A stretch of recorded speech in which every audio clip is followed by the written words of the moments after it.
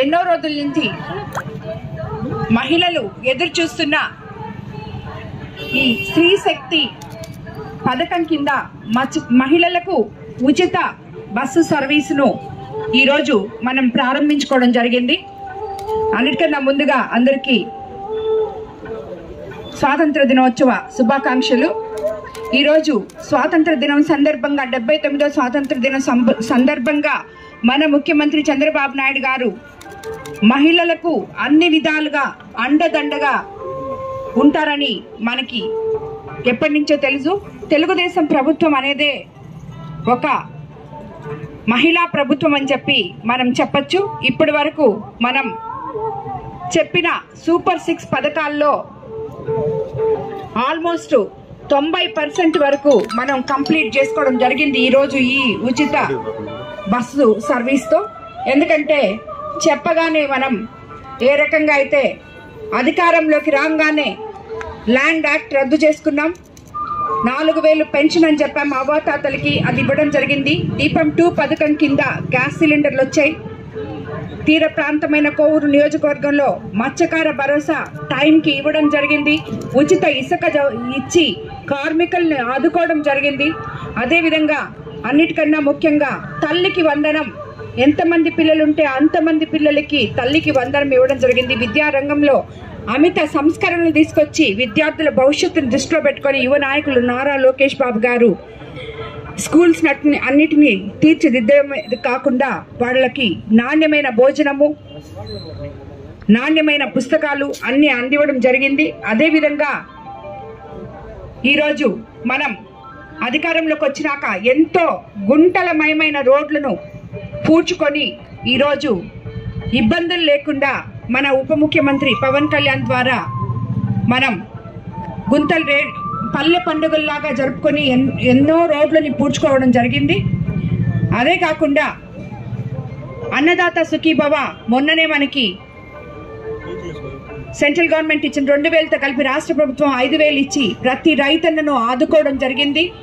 రైతన్నకి అన్ని విధాలా తెలుగుదేశం ప్రభుత్వం అండదండలుగా ఉందని చెప్పి గత మనకి వరి కోతలప్పుడే మనకి తెలవడం జరిగింది. ప్రతి ఒక్కరికి టైంకి ధాన్యం కొనుగోలు చేసి అమ్మాలీలతో సహా 24 గంటల్లో అకౌంట్లలో డబ్బులు జమ చేసిన ప్రభుత్వం ఏదైనా ఉందంటే అది మన చంద్రబాబు నాయుడు గారి తెలుగుదేశం ప్రభుత్వం మాత్రమే, ఉమ్మడి ప్రభుత్వం అని చెప్పి, ఎన్డీఏ ప్రభుత్వం అని చెప్పి మనం గర్వంగా చెప్పుకోవచ్చు. ఈరోజు తిరిగి మనం మాట ఇచ్చిన ఈ బస్సు ప్రారంభించుకోవడం జరిగింది. దీనివల్ల ఎంతో మంది మహిళలకి ఆర్థికంగా వాళ్ళ కాళ్ళ మీద వాళ్ళు నిలబడుకునే వనరులు కల్పించారు ముఖ్యమంత్రి చంద్రబాబు నాయుడు గారు. ఎందుకంటే ఫ్రీ బస్ ఇవ్వంగానే అది అయిపోయింది అని మనం అనుకోలేం. ఆ ఫ్రీ బస్సులో మనం ప్రయాణం చేయడం వల్ల మనకి ఎన్నెన్నో ప్రయోజనాలు ఉన్నాయి. రాబోయే రోజుల్లో 10 మంది ఒక్కొక్క ఆటోలో పోయి పొల్యూషన్ వచ్చేదాని బదులు ఈరోజు అందరు మహిళలు ఒక ఊరు దగ్గర ఒకే బస్సులో ఎక్కి అది కూడా ఫ్రీగా వెళ్ళడం, ఆ మిగిలిన డబ్బులతో వాళ్ళు దాన్ని దాచుకొని పొదుపు చేసుకొని దాని ద్వారా వాళ్ళ కాళ్ళ మీద వాళ్ళు నిలబడి కుటుంబానికి అభివృద్ధికి దోహదపడుతుందని చెప్పి కూడా నేను తెలియజేసుకుంటున్నాను. ఈ రకంగా అన్ని రకాలుగా మహిళలకి అండగా ఉన్న ప్రభుత్వం ఏదైనా ఉంది అంటే అది తెలుగుదేశం ప్రభుత్వం మాత్రమే. ఈ ఇచ్చిన అన్ని పథకాల్లో కూడా 90% మనం ఎట్లయితే పథకాలు పూర్తి చేసుకున్నామో ఆ 90% పథకాల్లో మహిళలు అత్యధికంగా లబ్ధి పొందారు. అది ఇప్పుడే మనం బస్సులో కూడా అందరినీ లబ్ధిదారులైన మహిళలను అందరినీ అడగడం జరిగింది. ఎంతో మంది పిల్లలకి తల్లికి వందనం వచ్చిందని చెప్పారు, రైతు భరోసా వచ్చిందని చెప్పారు, అత్తగారికి అమ్మగారికి పెన్షన్లు వస్తున్నాయని చెప్పారు 1వ తేదీ కల్లా. అదేవిధంగా దీపం 2 పథకం కింద గ్యాస్ సిలిండర్లు వచ్చాయని చెప్పారు.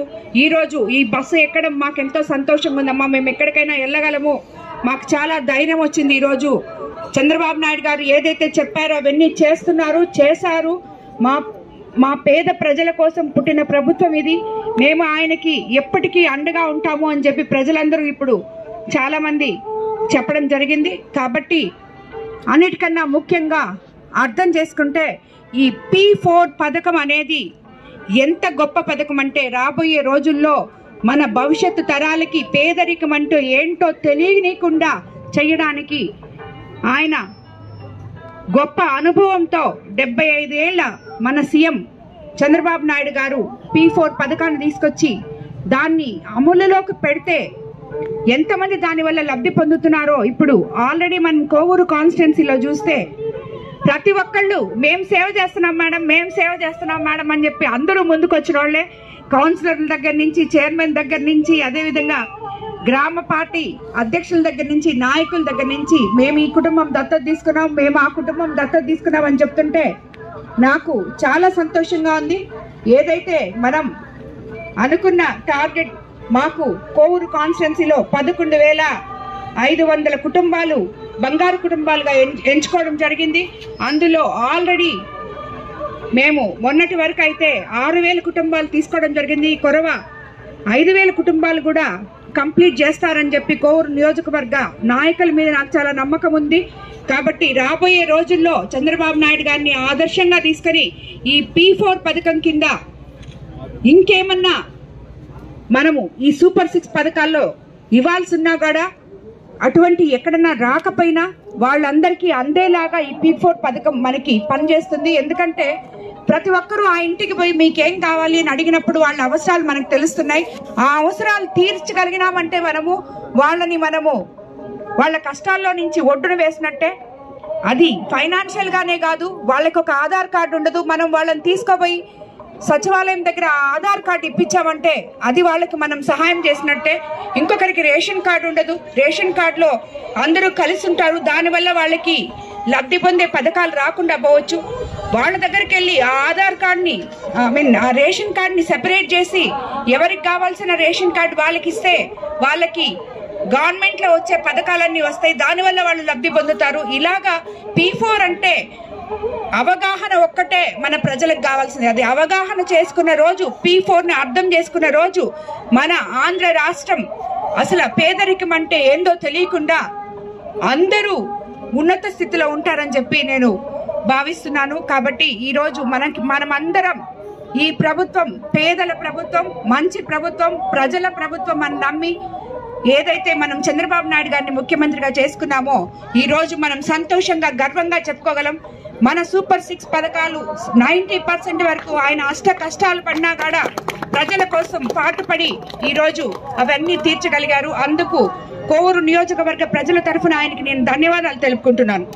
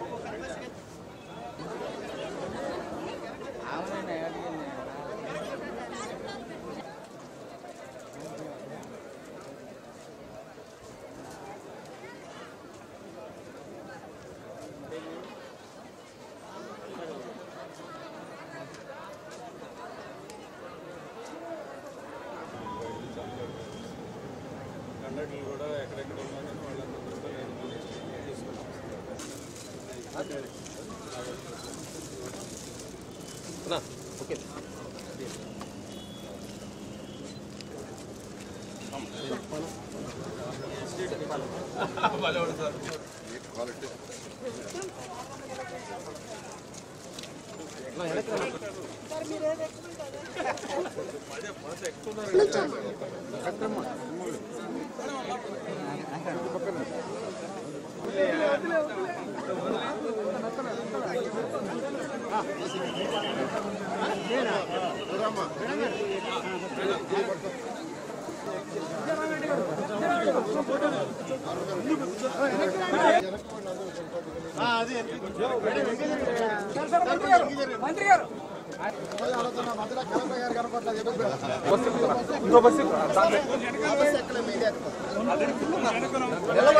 విజువల్ తీసేది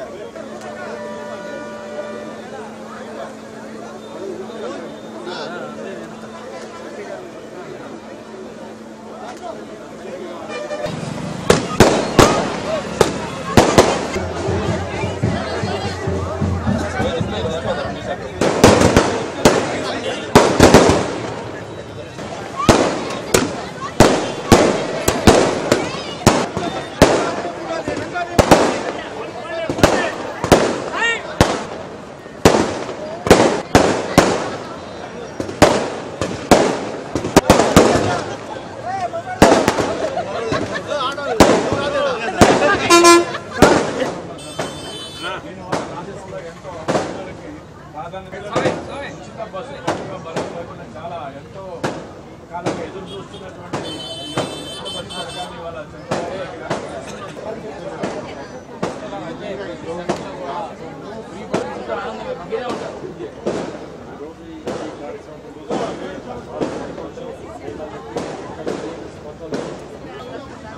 చిన్న ఏం చిన్న ఎప్పుడు అనాదిగా మాకు అన్యాయమేనా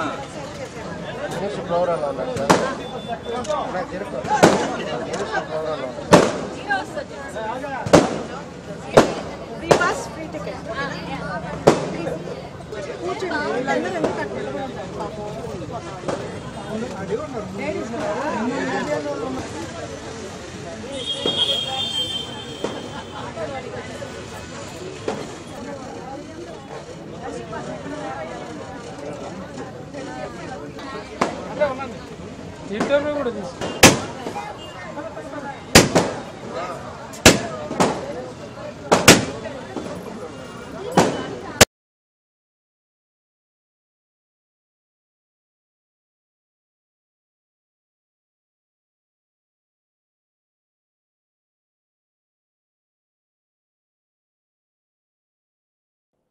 ఈరోజు శ్రీశక్తి పథకం అనే పథకాన్ని ఈరోజు ముఖ్యమంత్రి గారు అమరావతిలో ఈరోజు 4 గంటలకు ప్రారంభించారు.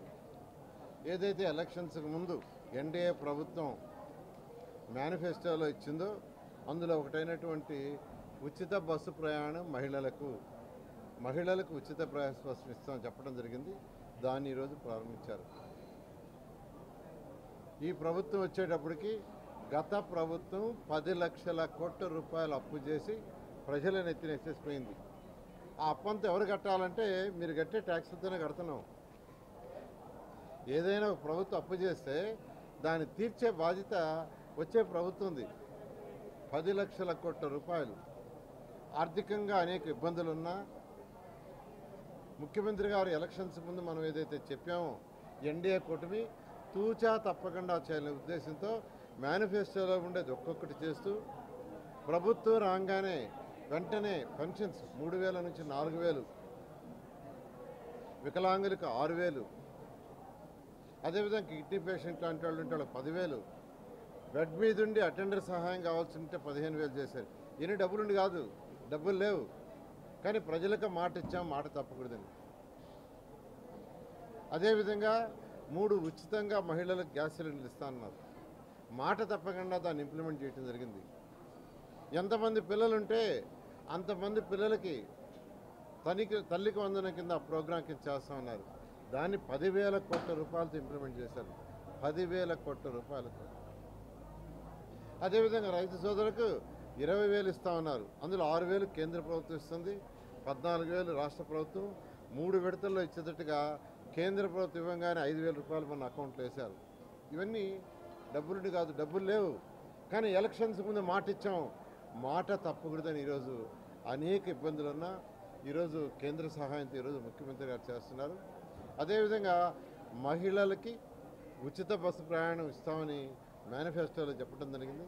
దానికి తగ్గట్టుగా ఈరోజు రాష్ట్రంలో 1,920 కోట్లు ఖర్చు అవుతుంది. దీనివల్ల 1,900 crores ఎస్టిమేట్ చేశారు.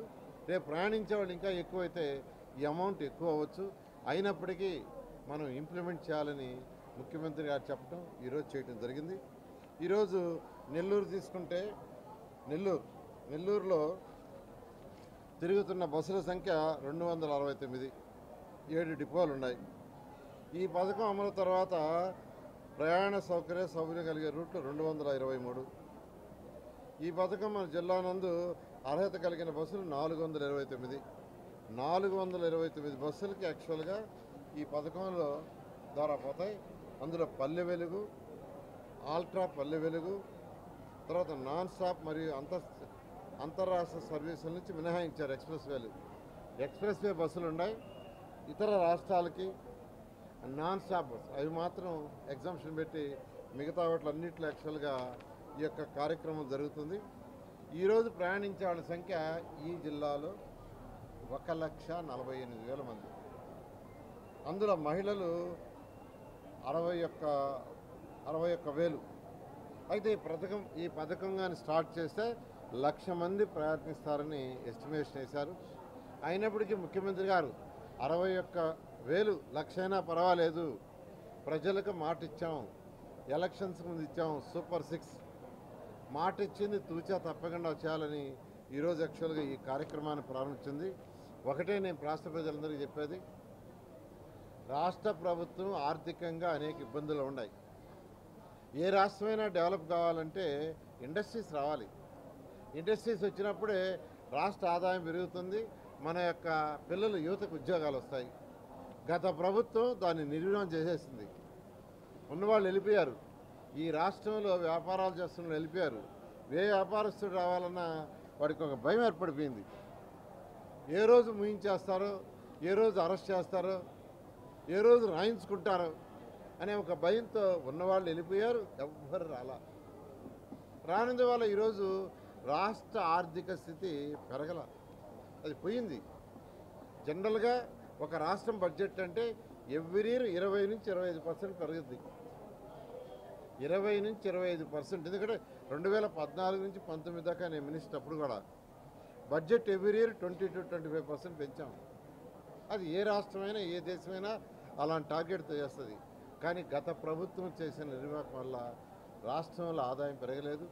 అయితే ఈరోజు మన ముఖ్యమంత్రి గారు, గౌరవనీయ ముఖ్యమంత్రి నారా చంద్రబాబు నాయుడు గారు, యువ నాయకుడు లోకేష్ యాక్చువల్గా ఈరోజు రాష్ట్రానికి ఇండస్ట్రీస్ తీసుకురావాలని అనేక దేశ విదేశాలు తిరుగుతున్నారు. ఎంతోమందిని ఇంతవరకు అట్రాక్ట్ చేశారు. ఎన్నో కంపెనీలు, పెద్ద పెద్ద కంపెనీలు యాక్చువల్గా ఈరోజు ఈ రాష్ట్రంలో పెట్టుబడి పెట్టడానికి ముందు వచ్చినాయి. ఎంఓయూలు చేసుకున్నారు, అగ్రిమెంట్లు అయినాయి. అయితే ఒకటి నేను చెప్తున్నా, ఎవరైనా ఒక ఇండస్ట్రీ పెట్టాలంటే కొన్ని ఇండస్ట్రీస్కి మినిమం 1 year పడుతుంది, కొన్ని ఇండస్ట్రీస్కి 1.5 years, కొన్ని ఇండస్ట్రీస్కి 2 సంవత్సరాలు, కొన్ని ఇండస్ట్రీస్కి 3 సంవత్సరాలు, కొన్ని ఇండస్ట్రీస్కి 4 సంవత్సరాలు. కాబట్టి ఇండస్ట్రీస్ డెవలప్ అవ్వాలంటే కొంత టైం పడుతుంది. అయినప్పటికీ ముఖ్యమంత్రి గారు వారికి ఉన్న అపార అనుభవంతో మేనిఫెస్టోలో ఉన్న తూచా తప్పకుండా చేయాలని చేస్తున్నారు. నేను నెల్లూరు ప్రజలకు కూడా ఒకటి చెప్తున్నాను, ఎలక్షన్స్కి ముందు నెల్లూరు ప్రజలకు ఏదైతే ఇచ్చామో నేను కానీ, ఎంపీ గారు కానీ, అటు శ్రీధర్ రెడ్డి గారు కానీ యాక్చువల్గా తూచా తప్పకుండా చేస్తామని మరొకసారి నెల్లూరు ప్రజలందరికీ తెలియజేస్తాను. Thank you. మనందరం కూడా ఆ పదంలో మీనింగ్ చూస్తేనే చాలా గొప్ప కార్యక్రమం మొదలుపెట్టారు. ఈరోజు మన ముఖ్యమంత్రులు ఇప్పుడే నారాయణ సార్ చెప్పినట్టు ఆర్థికంగా చాలా ఇబ్బందులు ఉన్నాయి. ఎన్ని ఇబ్బందులు ఉన్నా దీనికి 2,000 కోట్లు మళ్ళీ ఖర్చు పెట్టడం అంటే అది మన ముఖ్యమంత్రి చంద్రబాబు నాయుడు గారు వల్ల సాధ్యం. అది నేను ఢిల్లీలో చూస్తుంటా, వచ్చినప్పుడల్లా అతను ఎంత కష్టపడతా అంటే ప్రతి ఒక్క మినిస్టర్ దగ్గరికి ప్రతి ఒక్క స్కీము మన రాష్ట్రానికి ఏవేవి పోయిన ప్రభుత్వం వదిలేసి దాదాపు నాకు తెలిసి ప్రతి స్కీమ్లో ఏది కూడా పాటించకుండా తీసుకోకుండా ఆ వసతి తీసుకోకుండా ప్రతి ఒక్క స్కీమ్ కూడా క్లోజ్ అయ్యింది. అవన్నీ కూడా ఈరోజు సెంట్రల్ గవర్నమెంట్ నుంచి మనం ఏదేది మనకి రాష్ట్రానికి అవసరమో ప్రతి ఒక్క స్కీమ్ కూడా ముందుకు తీసుకొస్తున్నారు. మీరందరూ జల జీవన్ గురించి చెప్పాలంటే మన జిల్లాలో కూడా ఇంటింటికి కుళాయి కనెక్షన్స్ ఇటువంటి కార్యక్రమాలన్నీ బంద్ చేసి ఉన్నాయి పోయిన ప్రభుత్వం. అటువంటి ఈరోజు మళ్ళీ కూడా స్టార్ట్ అయినాయి. మొన్న కనిగిరిలో మీ అందరికీ కూడా తెలుసు స్టార్ట్ చేశారు. అట్నే ప్రతి గ్రామానికి కూడా వసతి, నీళ్ల వసతి ఒకటి, ప్రతి ఒక్కటి కూడా మన రాష్ట్రంలో ఈరోజు ముఖ్యమంత్రులు ప్రయత్నం చేసి ముందుకు తీసుకోవాలని సంక్షేమం మెయిన్ సంక్షేమం అనేది ముందు పెట్టుకొని నడిపిస్తున్నాడు. ఈరోజు మహిళలకి ఉచిత బస్ సర్వీస్ అనేది చాలా గొప్ప కార్యక్రమం. ఈరోజు మీరు అందరు కూడా చూశారు ఎంత ఆనందంగా మహిళలు ఈరోజు మాతోటే మేమందరం కూడా ఈరోజు ఆ బస్ ఎక్కాము. ప్రతి మహిళల్లో కూడా ఆ ఆనందం చూసి చాలా సంతోషపడ్డాం. అందరికి కూడా